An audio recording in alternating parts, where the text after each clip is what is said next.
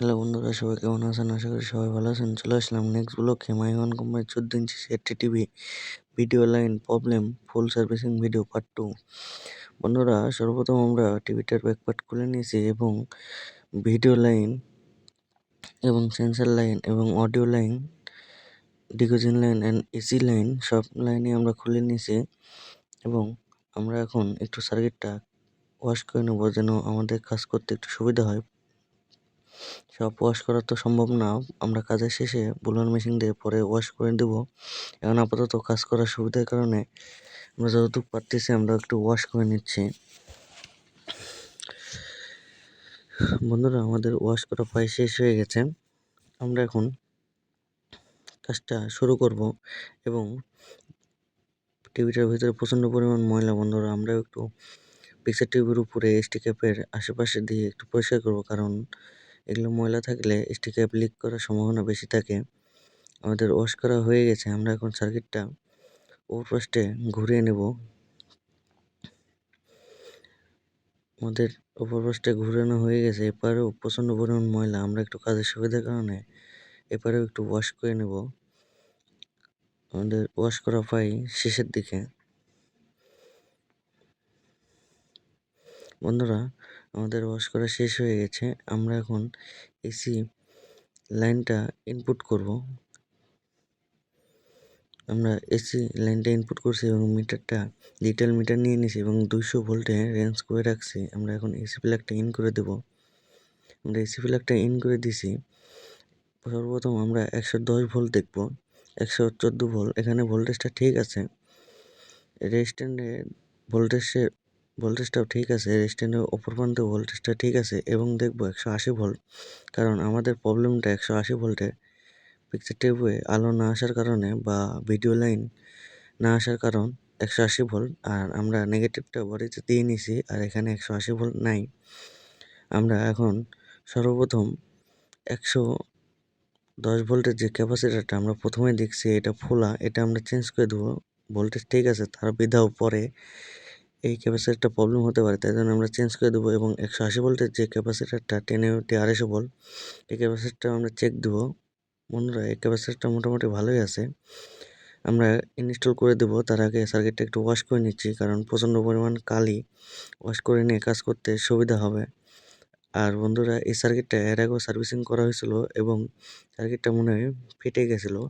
এর আগে যে টেকনিশিয়ান ভাই কাজ করছে সে দেখেন অনেক জোড়াপট্টি দিছে হরিজন্টাল সাইডে আর আঠা দিয়ে ভালোভাবে কাজটা করে দিছে এবং আমরা এই সার্কিটটা এখন ওয়াশ করা হয়ে গেছে। বন্ধুরা, আমরা এখন নতুন একটা ক্যাপাসিটার নেব 100 এমএমটি 160 ভোল্ট। এই ক্যাপাসিটারটা আমাদের পুরাতন সার্কিট থেকে খুলে নিয়েছি এবং অরিজিনাল ক্যাপাসিটার এটা।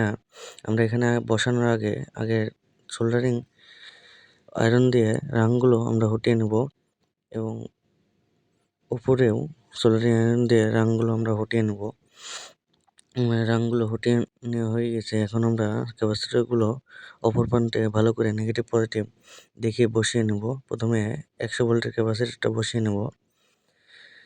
আমাদের 100 ভোল্টের ক্যাপাসিটারটা বসানো হয়ে গেছে। এখন 180 ভোল্টের ক্যাপাসিটারটা বসিয়ে নেব। আমাদের বসানো হয়ে গেছে। এখন অপর পাশটায় ঘুরে আমরা ভালো করে আয়রন দিয়ে সোল্ডারিং আয়রন দিয়ে রাং ঝালাই দিয়ে দেবো, সোল্ডার করে দেবো। আমাদের আপাতত বসানোর জন্য কিছু পরিমাণ সোল্ডারিং করছি এবং পরে ক্যাপাসিটারটাও আমরা কিছু পরিমাণ সোল্ডারিং করতেছি। এখন আমরা ভালো করে রাং দিয়ে সোল্ডারিং করে দেবো, যেন লুজ কন্টাক্ট যেন না হয় এবং লুজ যেন না থাকে। আমাদের সোল্ডারিং করা হয়ে গেছে। আমরা এখন আবার ডিজিটাল মিটারটা নেব, নিয়ে 200 ভোল্টে রেঞ্জ করে রাখবো এবং নেগেটিভটা আমরা বডির সাথে দিয়ে রাখছি এবং এসি লাইনটা এবার ইনপুট করব।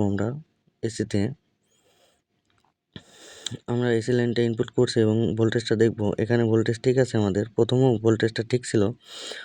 পরবর্তীতে বন্ধুরা, আমাদের দেখেন 180 ভোল্টেজটা তারপরেও নাই, 180 ভোল্টেজ ক্যাপাসিটারে এখানে নাই। আমাদের 180 ভোল্টেজ নাই, 5.0 ভোল্টেজ দেখাচ্ছে এবং এখানে ফ্লাইব্যাকের প্রথম প্রান্তে এখানে ভোল্টেজটা আমাদের দেখাচ্ছে। আমরা সন্দেহ করতেছি এখানকার যে ডায়োডটা আছে সেই ডায়োডটা আমরা এখন চেক দেবো খুলে।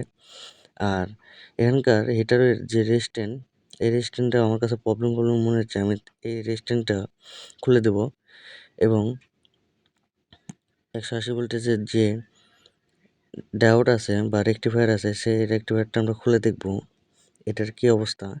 আমরা রেকটিফায়ারটা খুলে নিছি এবং দেখুন বন্ধুরা, রেকটিফায়ারটা পুড়ে একবারে ঠ্যাং বাতিল হয়ে গেছে বা তুতা পড়ে ঠ্যাংটা একবারে বাতিল হয়ে গেছে। এই রেকটিফায়ারটা খারাপ হয়ে গেছে। আমরা এখন অরিজিনাল একটা সার্কিট থেকে রেকটিফায়ার খুলে নেব। আর এই সার্কিটে একটা রেজিস্ট্যান্ট হিটারের, তারপর 180 ভোল্টের রেকটিফায়ার আর 100 ভোল্টেজের যে ক্যাপাসিটার থাকে, এই তিনটে জিনিস আমরা খারাপ পাইছি। আশা করি সব আমরা ইনস্টল করব। আমরা একটা রেকটিফায়ার নিয়ে নিছি অরিজিনাল সার্কিট থেকে, পুরাতন সার্কিট থেকে। আমরা রেকটিফায়ারটার পিনগুলো ঠিক করে নেব এবং একটু ঘষে নেব, কারণ কার্বন পড়ে থাকে। আমরা ঘষে নিচ্ছি এবং সার্কিটে আমরা এখন সুন্দরভাবে ইনস্টল করে দেব। বন্ধুরা, এই ভিডিওটা দেখে অনেক কিছু শিখতে পারবেন। কেউ ভিডিওটা স্কিপ করবেন না, ধৈর্য সহকারে দেখবেন। আমাদের চ্যানেলে যারা নতুন টেকনিশিয়ান ভাইরা আছে, ভিডিওটা দেখে অনেক কিছু শিখতে পারবেন। ধৈর্য সহকারে দেখুন, কেউ টেনে টেনে দেখবেন না।